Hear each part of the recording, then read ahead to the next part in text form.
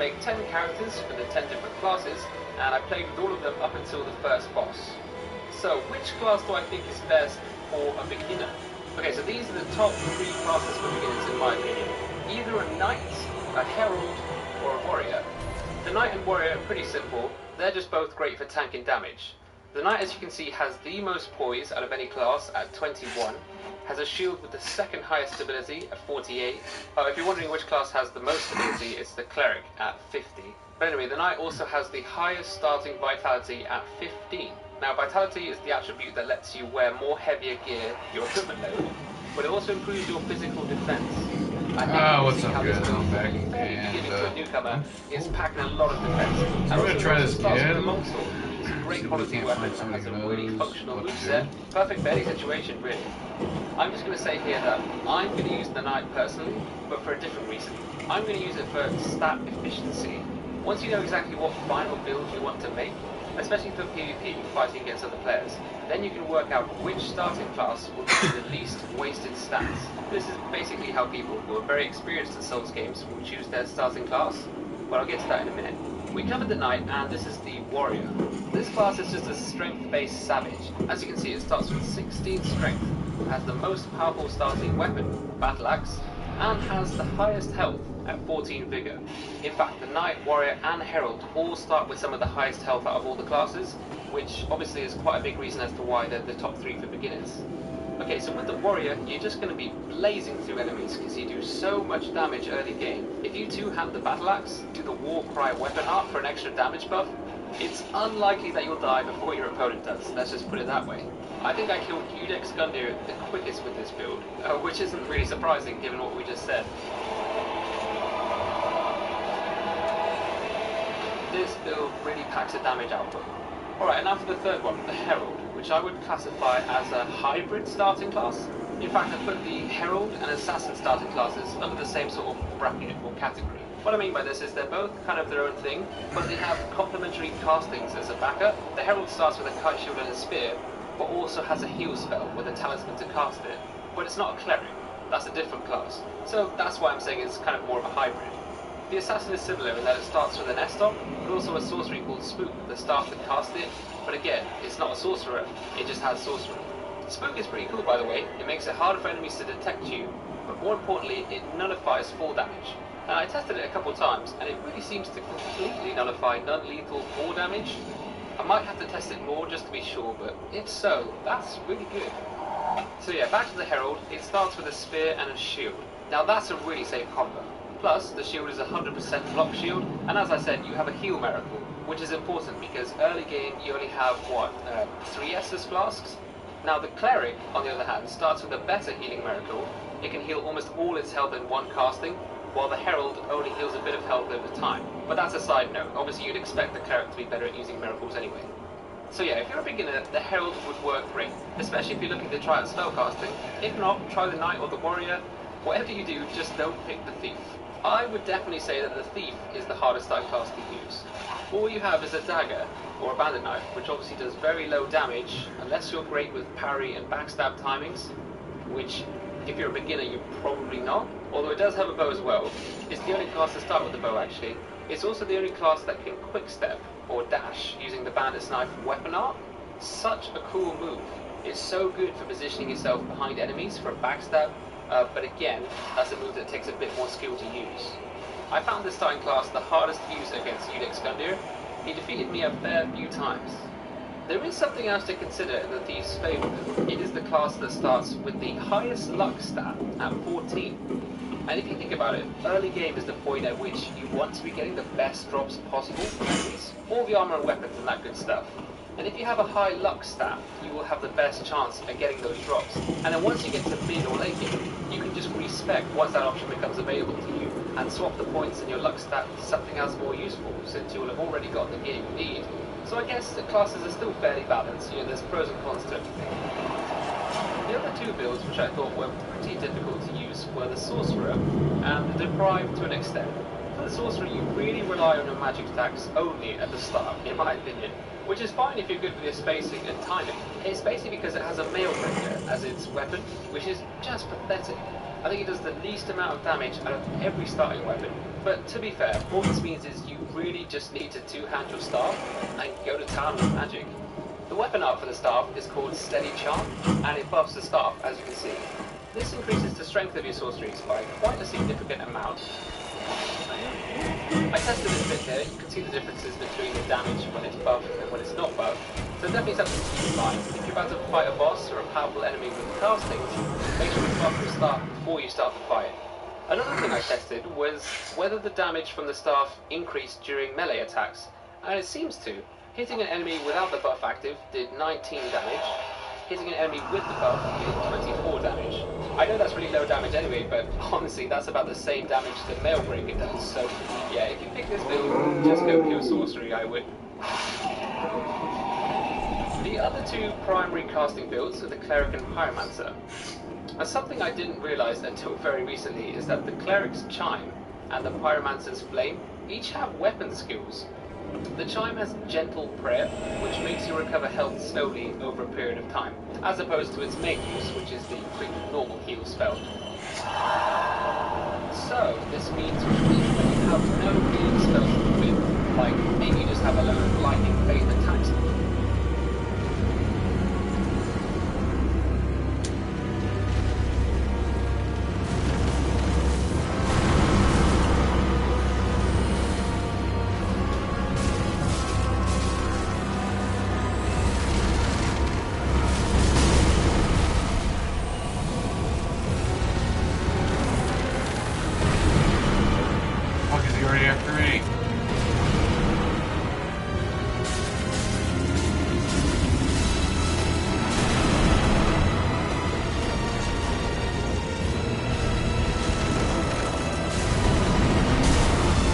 What the fuck is this shit?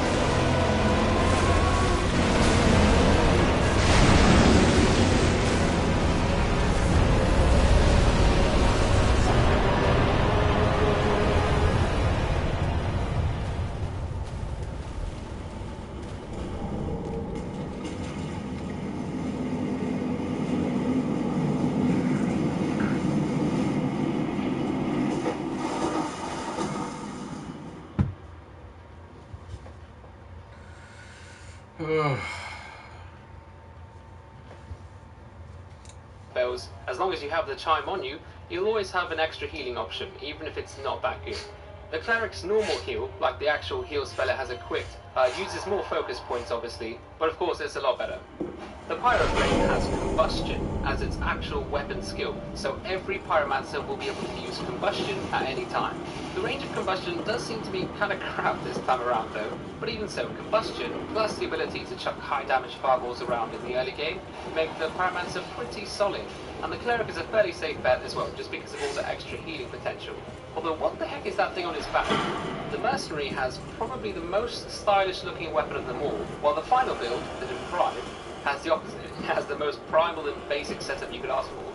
So the Mercenary has Legion Scimitars, which are pretty unique in that when you press triangle to two-hand weapon, it actually pulls out a duplicate scimitar in the other hand, but you still only actually have one scimitar, if that makes sense.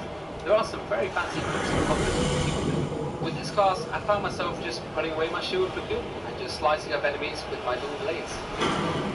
Now the Deprive is really basic on the other hand. You start with no armor and just a club and shield.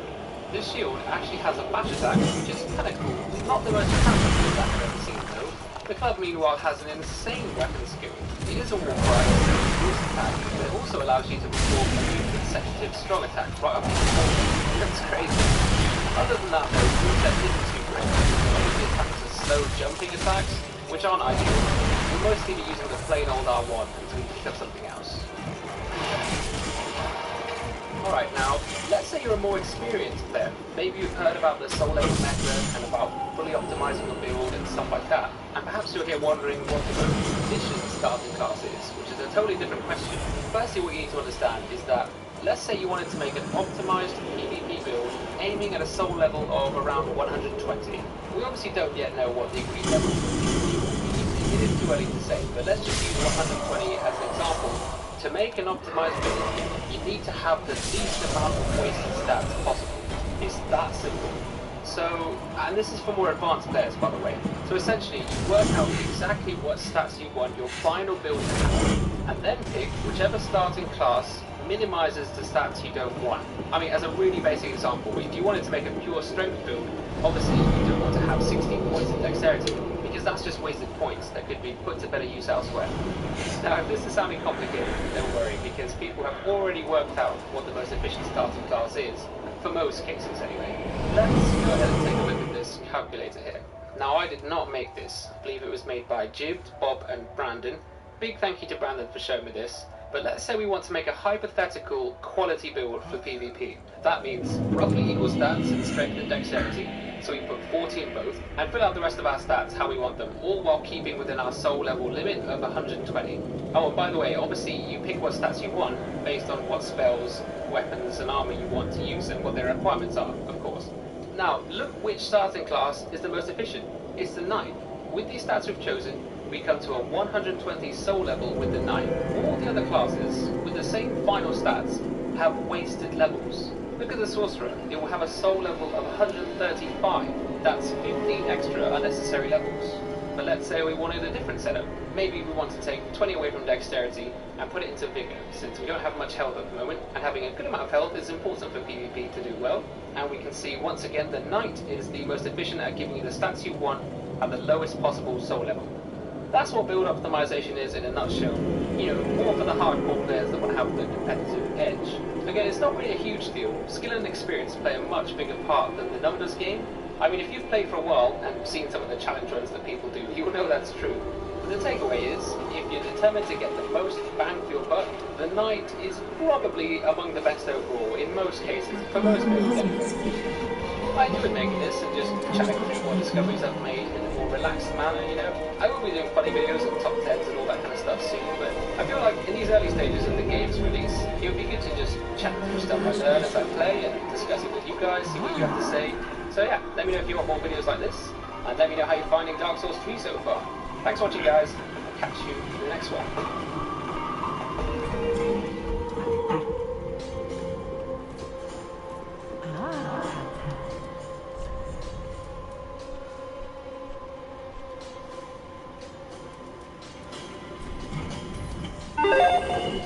Ranking presents the 10 things you need to know when starting a new game in Dark Souls 3. Because let's be honest, the Souls series is notorious for not holding your hand. And that's great.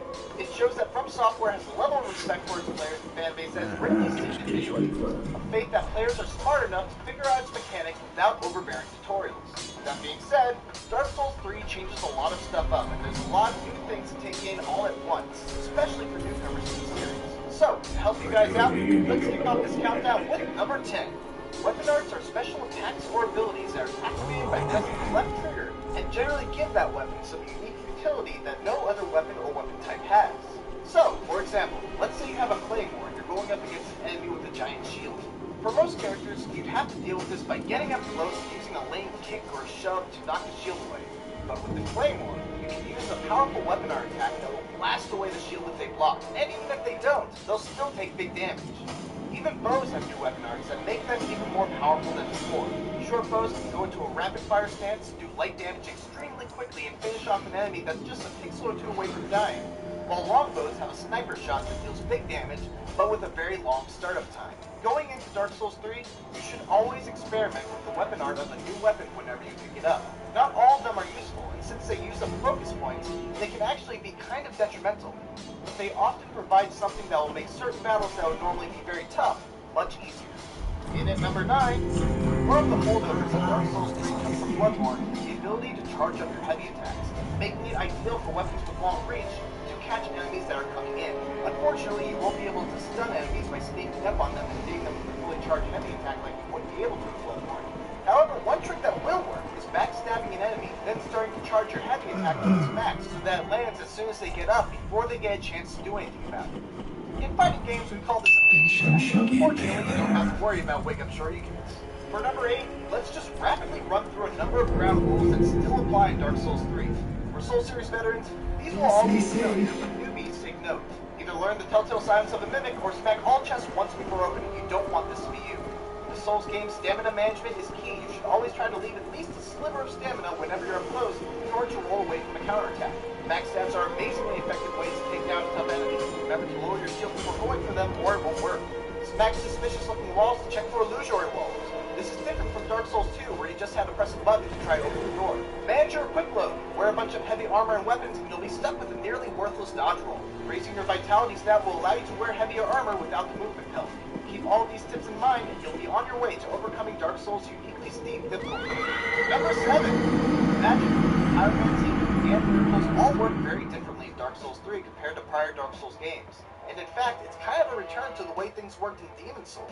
You now have what's known as a focus meter, which governs all of your special abilities. New spells can be purchased, transposed, or found out in the world, but in order to actually use the spell, you'll need to attune it at a bonfire. In order to attune more spells, you'll need to invest a bit in the attunement step. Any class can learn spells, pyromancies, and miracles, but only the Herald, Assassin, Sorcerer, Pyromancer, and Cleric classes actually start with any spells right off the bat.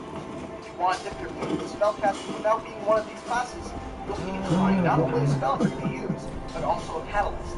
Spells utilize staffs, pyromancies go through the pyromancy flame, and miracles use chimes or talismans. Number 6. You can always count on From Software to revamp the way you restore health from game to game, and Dark Souls 3 is no different. Dark Souls 3's Estus class system is similar to how it worked in Dark Souls 2, where you start off with a small number of flasks, all of which are restored when resting at a bonfire, and in order to increase them, you must find and turn in Estus shards. But the big difference this time around is that you can actually unlock your Estus usage to restore either health or focus points. So, just know that if you plan to make a character that's a straight-up mage, you might have to sacrifice a few health percentages in order to ensure that you have enough focus points to keep up your offensive capabilities until you reach the next bonfire. Number 5. After defeating the second real boss of the game, you'll get an item called the Transposing Kill, which you can take back to the party to side and give to who is this short dude sitting on his throne. Doing so will enable you to take the valuable boss souls that you get from defeating bosses and transform them into badass boss weapons that are generally much stronger or have more powerful weapon arts as opposed to the normal weapons that you would find out in the world. Whenever you defeat a boss, always bring it back to Blueprint before using it for souls. You'll typically get a choice of about 3 distinct items that you can make per soul. Once you choose one, you'll miss out on the other options for the rest of the playthrough. So be sure you know which item will provide you with the most value before you transpose it.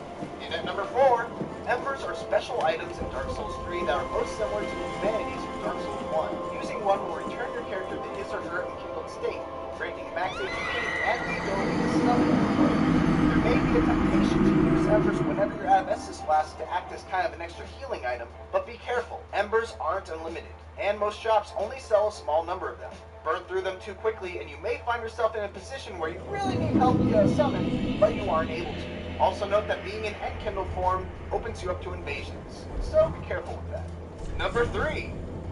Upgrading your weapons has always been a hugely important aspect of the Souls games, and in Dark Souls 3, it's thankfully easier and more intuitive than ever. All weapons, with the exception of certain unique boss weapons, use the same materials to upgrade, so no more keeping track of what particular material upgrades weapons at a random level. Special gems can be used to infuse weapons with a certain strength. Like for example, fire gems will infuse a weapon with fire, reducing its regular base damage and scaling, but giving it fire damage. Before you infuse anything, make sure you've got a good handle on what that infusion actually does and whether it will actually help you in the long run. Pay attention to each weapon's attribute bonus. The better the letter, the better the bonus that weapon will get from scaling on that specific stat. If you find yourself with a weapon that has a really good scaling bonus for a stat that you're heavily invested in, you might want to avoid infusing that particular weapon with something that improves scaling in favor of more base damage. So mess around with it and find a weapon that works for you. If you feel like you've made a mistake with the infusion, you can use a Shriving Stone to undo that infusion and reset it back to its base stats. Just don't make too many mistakes because Shriving Stones aren't easy to come by. Number 2.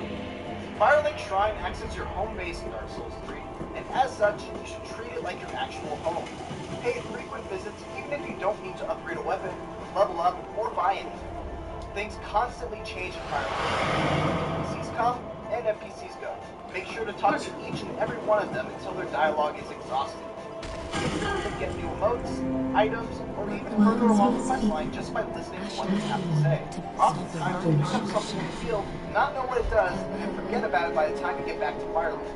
Get in the habit of always going through your inventory, examining unfamiliar items, and seeing if there's anyone at the shrine that might be able to do something. And the number one thing you need to know before starting a new game of Dark Souls 3 is that you need to explore. Dark Souls 3 is a game where valuable secrets hide around every corner. Just because you start making forward progress or beat a boss, it doesn't mean that you should just push forward without making another sweep through the area to make sure that you haven't missed out on any important treasures. Rushing through the game is one of the worst things that you can do, as it will rob you not only of valuable items that will make the game easier in the long run, but you will also run the risk of missing out on some of the best content that Dark Souls 3 has to offer. We're talking optional bosses, entire areas, enemies, and treasures. We haven't even got over the others. Dark Souls 3 is such a deep and complex game that these 10 things don't even begin to scratch the surface. But hopefully they're a good starting point and will give you some base knowledge that will be helpful in figuring the rest out for yourself. Because that's really the joy of the Souls series. It's that satisfaction of pushing through intense difficulty using your own personal skill. Hey, thanks for watching this video. If you enjoyed it and want to see more like it, subscribe to Game Rants because we do videos like these all the time. Like seriously, every day. Crazy, right? This has been your friendly neighborhood Spidey, and I'll see you next time. I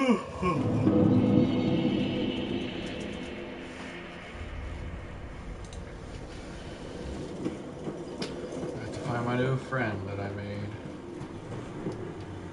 There she is. Oh, champion of Ash. I was not the god's love ever I am yours now. She teaches me stuff. I would be with terror.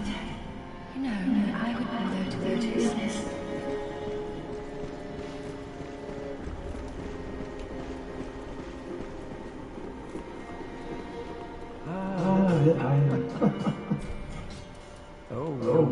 No unorthodox. If this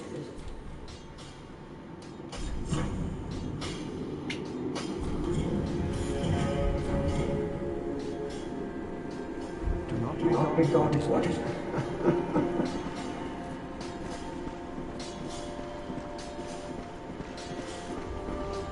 Oh,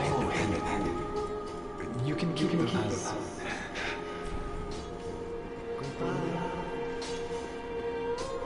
that is good.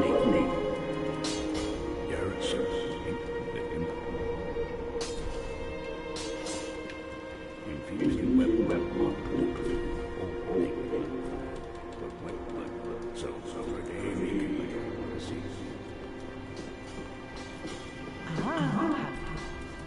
Gaining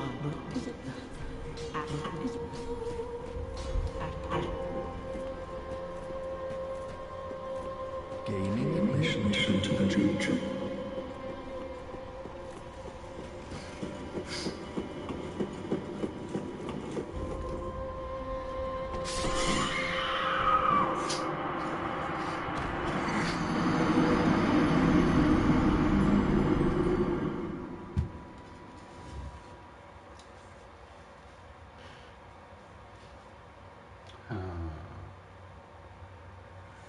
I wonder if it's easier to just outside and jump off the edge. Probably right. Maybe not. Fucking fog bullshit. God damn it.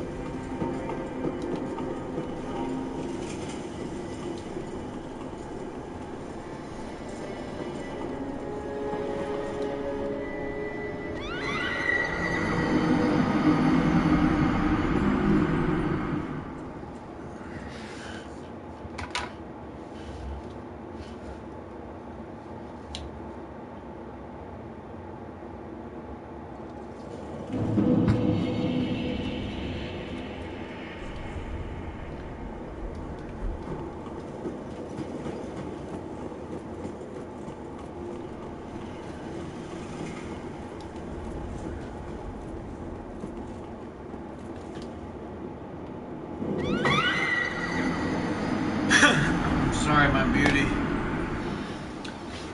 Ugh, fuck, I might just go to bed. I'm tired.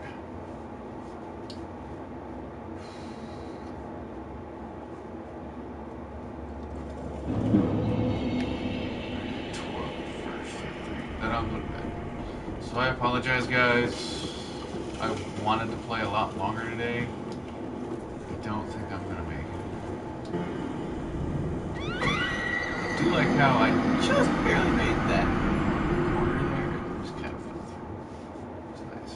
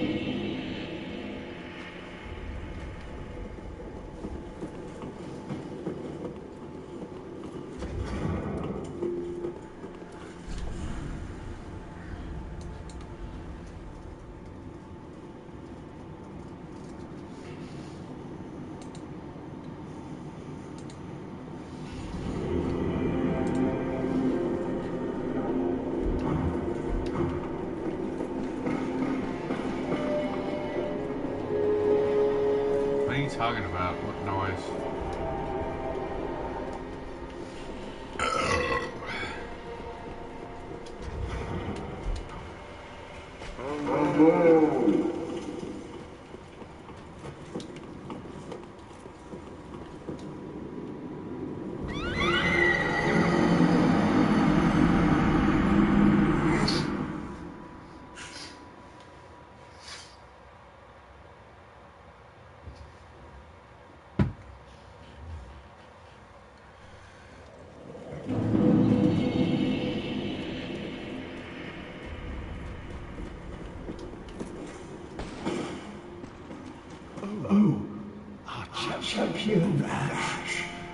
Welcome back. I would do anything for my master. Just say the word. Then shall we again. Bearer of the dark sign, let your true strength shine.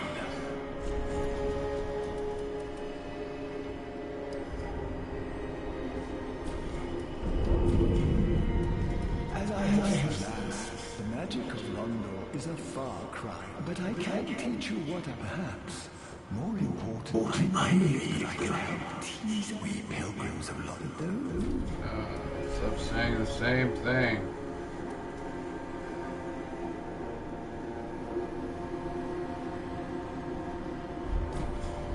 Be safe.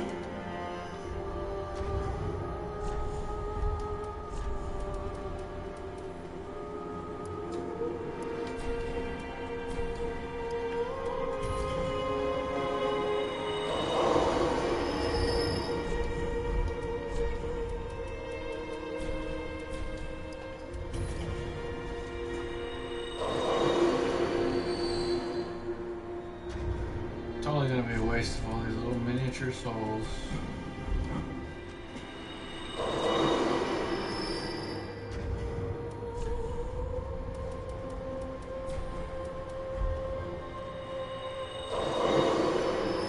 It's 2,000 now. Oh, I then shall we bearer.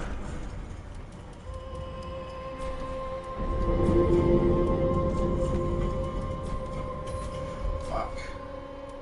As I have said, I may weep, but though, then shall we bearer. Oh, Then shall we again. Bearer of the dark sign, let your true strength shine.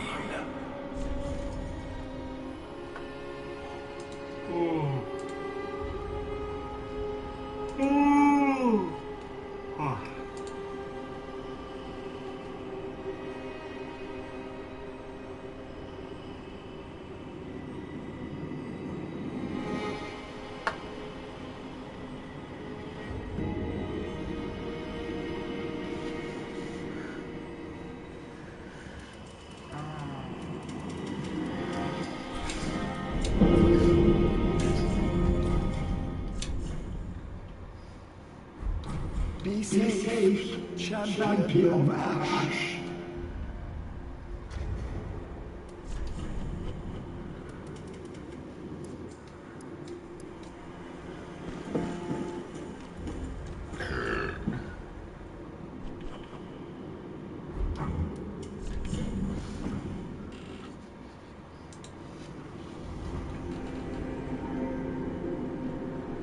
no, Smirnoff is disgusting.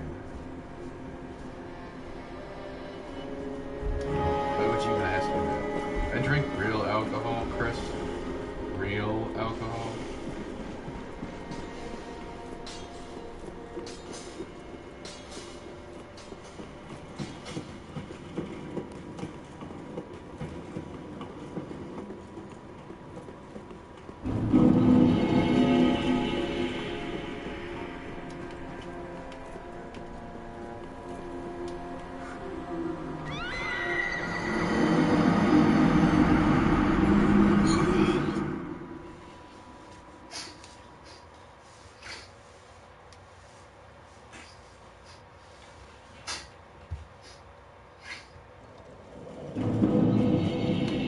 Why? You drink nasty shit. Why would I even want to fight over that? It's disgusting. It's a known fact that sissies and women drink it. And it's super sugary.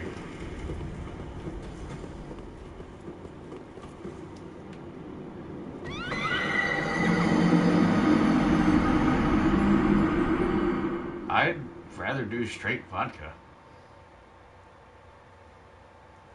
But I also drink scotch straight. I don't eat my shit flavored.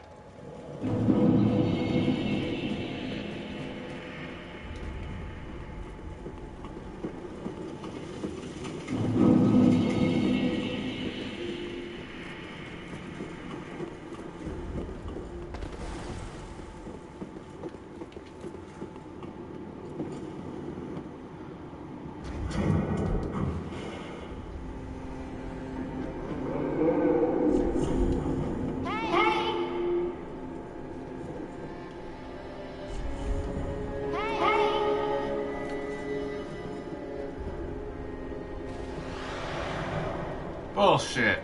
Should have died from that.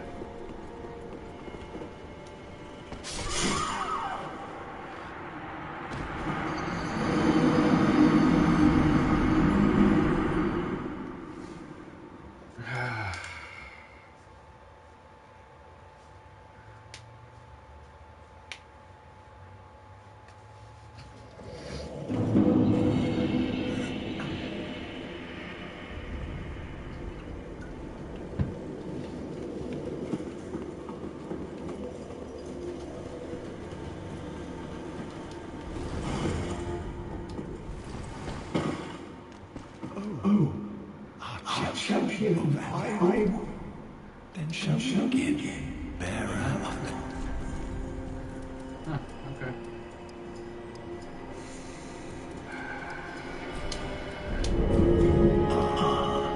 You have attained ample strength.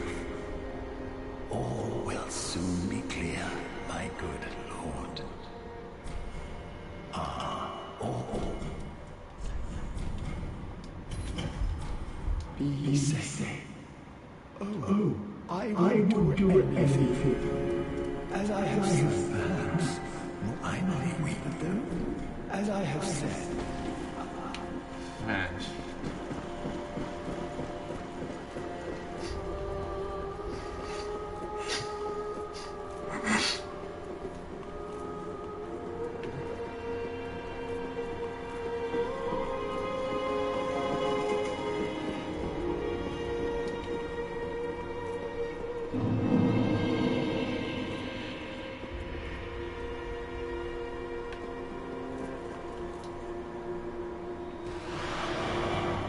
How did I survive that?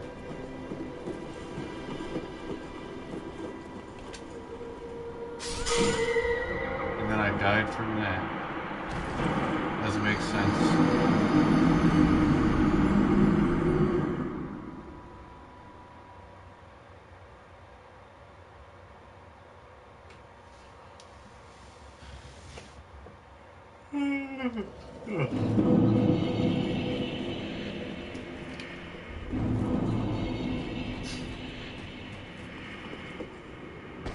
Died. This poor creature. Well, this sexy Prithee, art thou good master? I am your Lord, close with his. Thanks to thee, your soul is redeemed. Allow me to express my gratitude in his stead. Another matter. That a lord art thou not, bearer of the dark sigil, and our Lord of Hollows. For the time thou remainest our Lord, we of London shall serve thee, and I, of course, am also thine.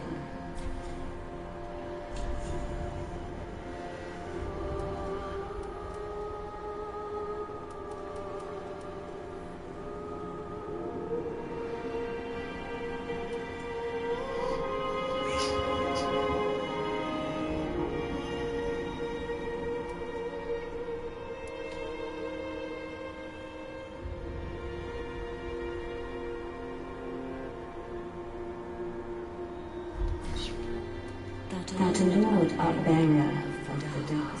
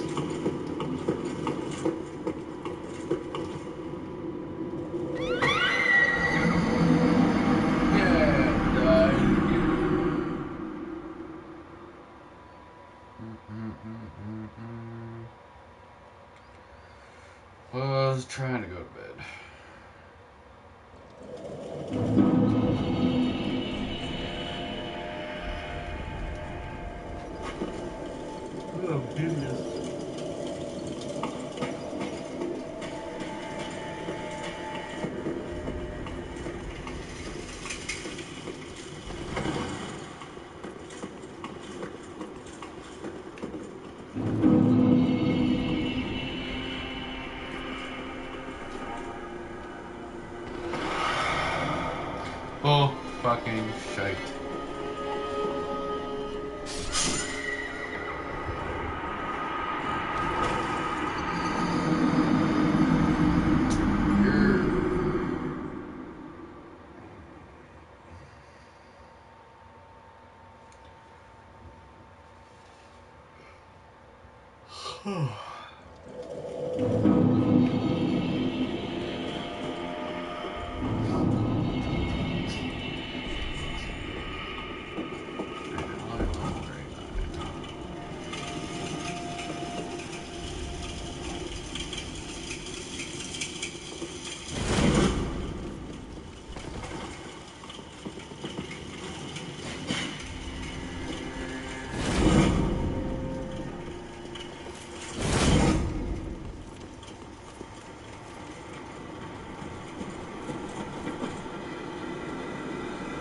Yay, I live. I just wanted to jump off the edge.